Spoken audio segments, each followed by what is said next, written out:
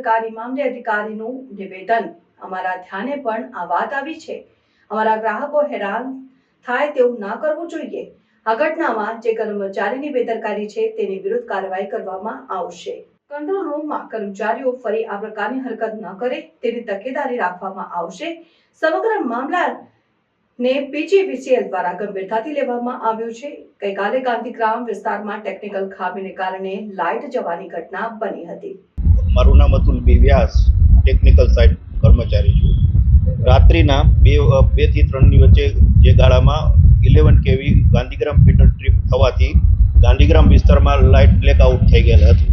Fault પહોંચતા થોડીક વાર લાગે એના કારણે 11 કેવી સાઇટની અમે જાણ કરેલ, તાત્કાલિક બધું કામ કરવાનું કાર્યવાહી કરેલ હતી।